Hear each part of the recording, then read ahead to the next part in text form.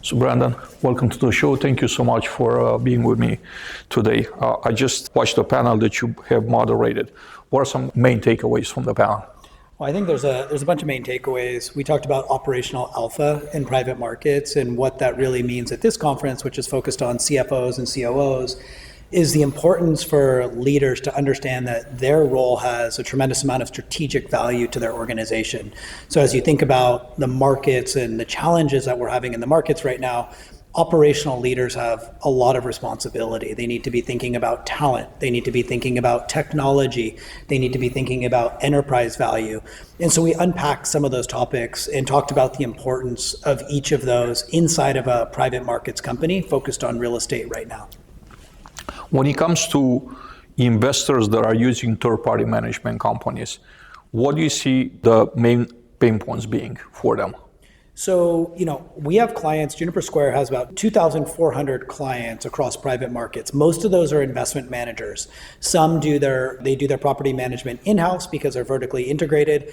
Others will outsource that. I think at the end of the day, whether you're talking about third-party management at the property, whether you're thinking about fund management at the fund administration level, the key things that people need to be worrying and thinking about right now is the ability to access their own information. So whether you're doing it in-house or you're outsourcing it, we're living in an age where data is really, really important. It's a form of currency, and people need to figure out how they can use that data to drive an asymmetric advantage in their business. So when they're choosing a third-party firm of any sort to do anything, I think that's really good. We're starting to see a lot more firms outsourcing everything, which is really important. But at the end of the day, they need to be able to figure out how to get their data from their partner system into their system and vice versa, because it's really important to have access to that data. Do you see any future for the property management systems the way they operate today? Like, I'm just going to mention like the Yardis, the AppFolios, the Entradas of the world. Yeah, so I'm not an expert on property management systems at all. That's kind of outside of our realm of expertise. But what we see is the importance of having kind of the interchangeability of the different systems. So again, it comes back to data. Every firm's going to choose their own system. There's some very great providers out there. You've mentioned a few of them just now. But what we need to do is we need to create an ecosystem where you can use any property management system, any investment management system, any data lake or data warehouse, and we need the ability for the data to be able to move by and between those systems more seamlessly, because that's ultimately what you need as an investment manager to be able to meet your fiduciary obligations that you have to your investors.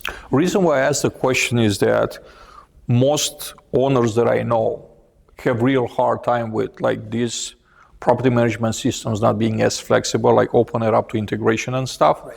And like you said, that really creates a problem because, you kind of like have a lot of data that's being held hostage and it's not put to the best use of it.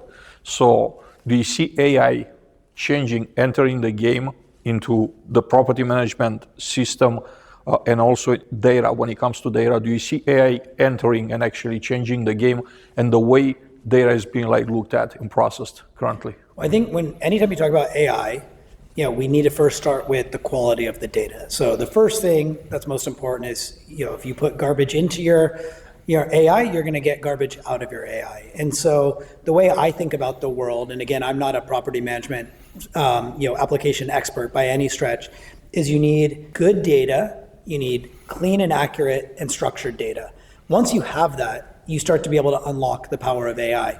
Well, whether a system is flexible and integrates doesn't actually matter. In an ideal world, they should do that. But ultimately, what you need to be able to focus on is the portability of data. Can you move data from one system to another system? Ideally, it all happens through an integration. It all happens seamlessly. That is where the world is today. But in some cases, that's not the way it works. And so can you get the data out of one system and into another? Can you get the data from the new system back into the old system? And it's that kind of data movement that's really important. As we think more and more about AI, I think it's going to start to help us create better and more flexible systems. But the reality is our industry is very nuanced, and so it's going to take time. A lot of people are looking at AI thinking that, overnight we're going to have this massive transformation, and that's not the case.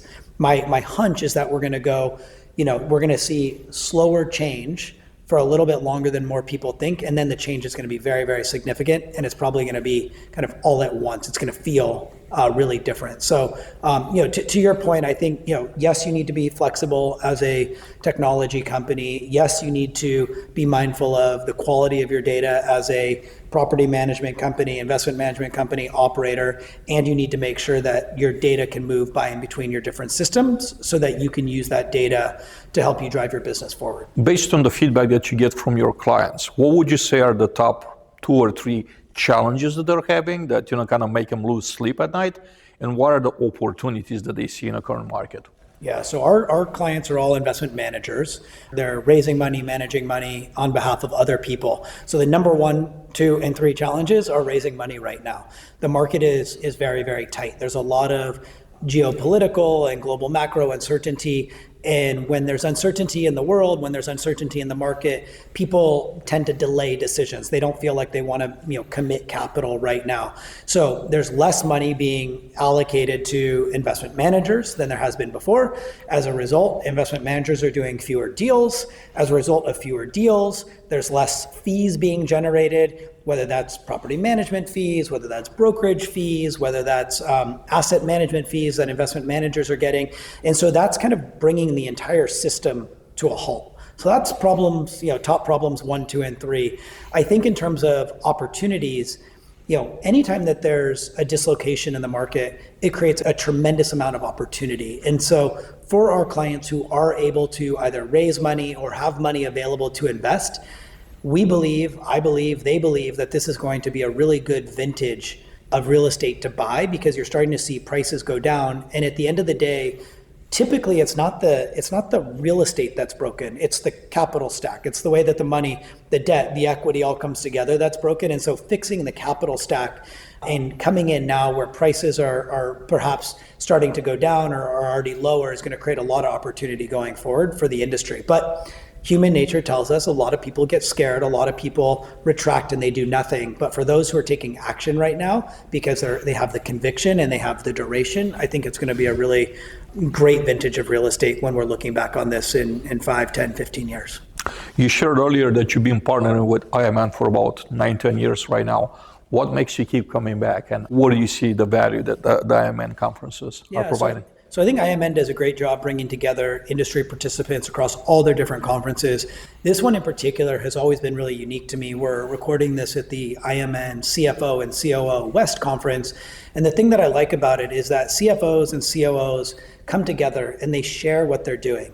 Unlike other conferences, you're talking about the different partners that you use, the different service providers, the different firms you work with. You're talking about the different technology that you implement. You're talking about kind of the important inner workings of your business in a way that I find is really educational and very transparent.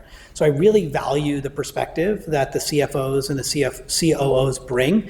And as we talked about in our session, there's a big strategic transformation going on right now in our industry where the role of the CFO and the COO is changing. And it's becoming a lot more strategically important to the organization.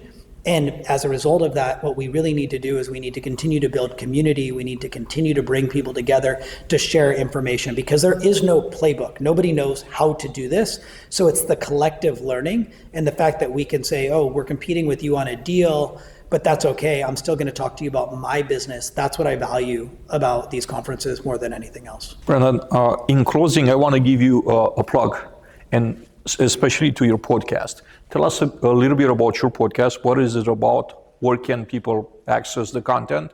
And what are some great things that you have in a pipeline when it comes to content? Yeah, thank you. Well, like you, it's I'm sure you found a lot of joy. I have as well in hosting a podcast. My podcast is called The Distribution by Juniper Square. It's a podcast that focuses on leadership lessons in private markets. So it's all about private markets across real estate, private equity, venture capital, even crypto. And I interview kind of titans of industry, people who are at the top of their companies and the top of the industry. And I ask them about their career, I ask them about their companies, and I ask them about the trends that they're seeing. I'm not talking about the nitty-gritty, what's happening on the ground in a specific market, but I'm talking about big transformational themes. We have about 75 episodes out there right now. The podcast is available on Apple Podcasts, Spotify. All of the videos that we do are also available on YouTube, so the full duration. And I would encourage anybody who's in private markets, interested in private markets, specifically interested in how capital flows work and how that impacts the markets, to give it a listen. I have a few things coming up that I'm really excited about. I have a series that I'm running on operational alpha where I'm interviewing COOs of leading private markets companies. And so the first one of those will drop this week, which I'm really excited about. And that's going to be at least a 3-part series. And then I have another series that I'm running called Lower Middle Market Alpha, where I interview investment managers in real estate who are a little bit below the radar, and I help them tell their story and get a little bit more exposure, because I think one of the trends we're seeing in the market is the big firms continue to get bigger and the small firms are the ones who are really producing great returns, but those small firms often don't know how to find the investors that they need. So helping the industry understand what's actually happening on the ground is something that I'm trying to achieve through the lower middle market alpha series that I'm running. Any big names coming on your podcast? Yeah, lots of big names. I mean, it depends how you define big, but I've got the CEO of Harrison Street coming on. I have the CEO of Affinius coming on. I have the president of Stepstone coming on. So, I mean, each one of those firms controls hundreds of billions of dollars of real estate assets or private markets assets. So I really only interview kind of leaders who are at companies who have really kind of achieved escape velocity in their business. And my belief is that the names are great, right? These are all people that I've had the opportunity to get to know over the years. There's a lot that we can learn from them, but what I'm really interested in is helping to tell the story behind the story, because at the end of the day, the company doesn't get to where they are because of an individual. They get to where they are because of the way that people at the firm, a collection of individuals, work together. And so really understanding that's really important if you want to try to build a business that, you know, kind of looks and feels like some of these great businesses of our time. You have to understand where they've come from, where they are, and where they want to go. Brandon, much appreciated. Yeah. It was great having you on today. Thank you very much for having me.